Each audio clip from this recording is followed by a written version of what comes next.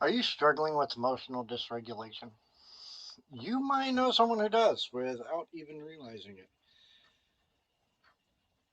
There are a lot of people who suffer from emotional dysregulation, and it's not just the people with emotional dysregulation who suffer from it.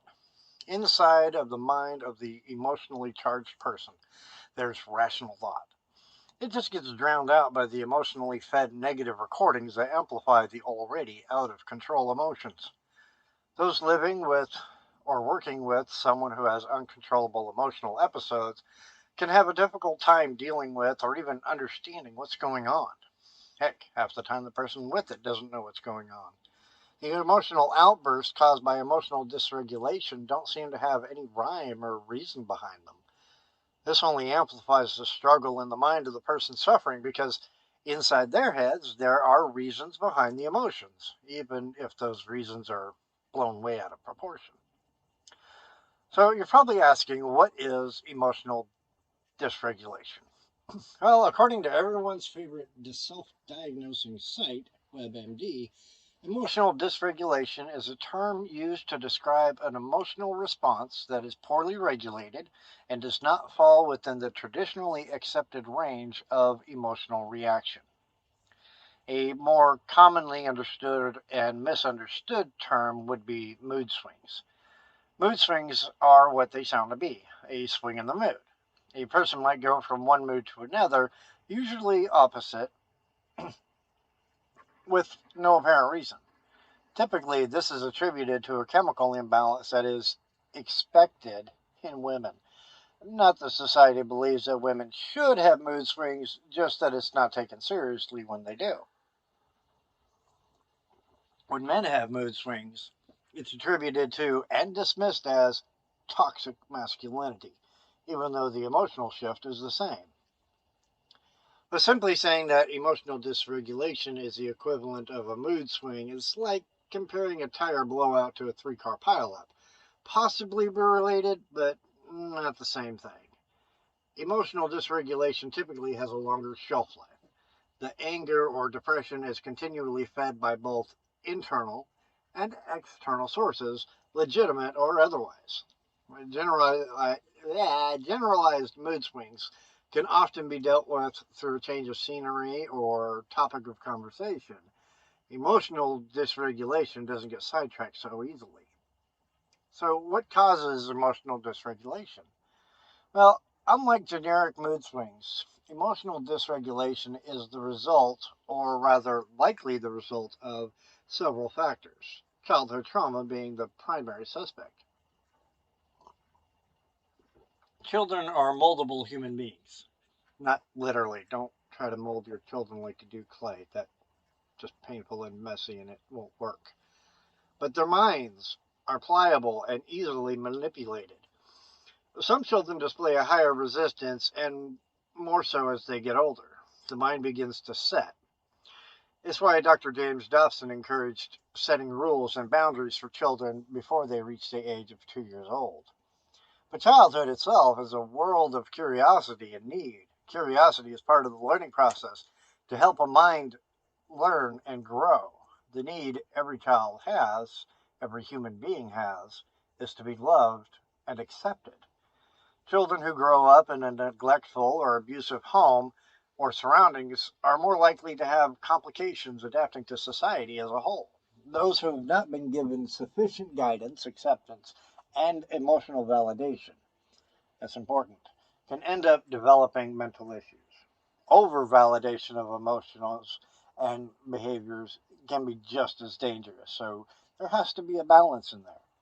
Then there are the physical traumas that can contribute to emotional dysregulation, specifically severe head trauma, like abuse, accidents, having your head pounded in the street, not that I have experience in that, and other direct blows to the head. But is emotional dysregulation a disability? Technically and by itself, no. Can it become disabling? Yes. Are you confused? Yeah, so was I. While still unclear, as far as I can find, the direct causes of dysregulation is unknown. However, there are disorders that are related to it. PTSD, post-traumatic stress disorder. You don't have to have a combat history to experience PTSD, just traumatic situations. This has a direct effect on emotional behavior because of the trauma and what it signifies. People perceive actions they witness or are a part of based on their past experiences. Two people can go through the same moment, but that doesn't mean they experienced it the same way. There's also frontal lobe disorders. Remember the head trauma I mentioned before? In those injuries, excuse me, if those injuries cause damage to the frontal lobe of the brain, a person may end up with emotional dysregulation. Then there's ADHD and autism, and it's a big one. I don't like to call them disorders, but that's what they're classified by many in the medical industry, so that's what we go with for now. Still, the fact is that those with ADHD and or autism, because many people have both, are likely to display emotional dysregulation. The studies are still out on the cause and effect and the relationships between them. But when it comes to figuring out if emotional dysregulation is a disability or not, that would have to be decided by professionals based on the severity and other mental state factors involved. If the issue is severe, it can be disabling for sure. So, how do you treat emotional dysregulation? Well, for starters, self medication is always a bad idea. Even if it seems to work at the time, as it does for many, it's neither sustainable nor measurable. How many beers did it take you to calm down? Was it the alcohol or the time? How much resistance have you built to the alcohol? Now it takes twice as much. You see where this goes? You can replace alcohol with the drug of your choice, but the result remains the same. The reason people get addicted to something is because the effect lessens with exposure. So we're back to the doctors and psychologists, aren't we? Well, yes and no. I would recommend a professional to be sure, but that could also mean holistic medical professionals as well. The important aspect is in selecting one that knows about and understands the issue. In most cases, antidepressants may be the route recommended. Antidepressants aren't only available through your local pharmacist, they can also be in the food that you eat. You can consider counseling, exercise, dialectical behavioral therapy, or DPD, meditation, or somatic therapy. Whatever route you choose to take, it's important to remember that other factors and causes may be involved. The treatment for someone with emotional dysregulation that is caused by PTSD isn't going to be the same for someone where the cause is ADHD or PNES or both. Your well meaning cannabis dealer might have found it useful for them, but that same treatment can have a totally different impact on you. So you're probably asking, how do I defend myself against someone with emotional dysregulation? Well, that's kind of a complicated answer, and I wish I had a simple. It's sorry, it's a complicated question. I wish I had a simple answer. Yes, it's a complicated answer. I wish I had a simple question. But you understand what I mean. See, I told you I get off the rails sometimes. People who suffer from emotional dysregulation aren't emotional terrorists. They're not out to hurt anyone except maybe themselves sometimes. It may not look or feel like it that when you're in the vicinity of an outburst, though. If it's someone you don't know or don't know well, odds are you try to avoid them whenever possible. If you can't avoid them, you'll likely test the waters to see how they're doing. Asking them how they are and meaning it goes a long way to assuage the negative feelings the other person may be having. Experiencing that someone gives a damn about them relieves a lot of pressure.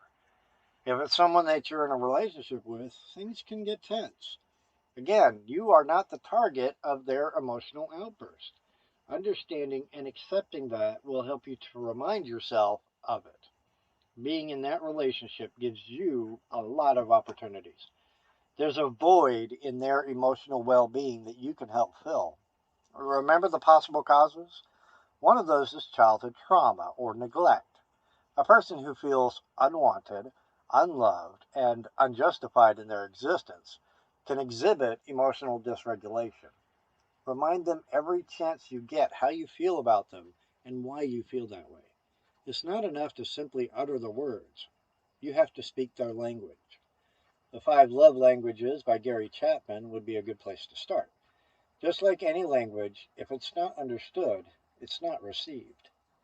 Counseling, especially couples counseling, is another way both of you can learn how to deal with the issue.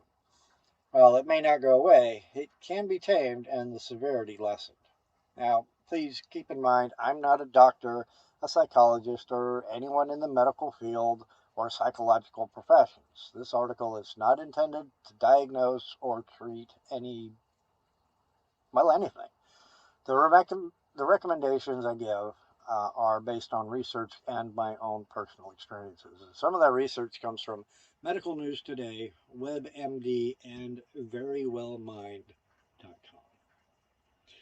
And thank you. And I hope this gives you some insight on emotional dysregulation and how it's not the same as a bipolar disorder. That's a completely different issue and one I'm not going to get into at this time. Maybe in the future, but I don't know. We'll see. Until then, keep on living that neurodivergent life.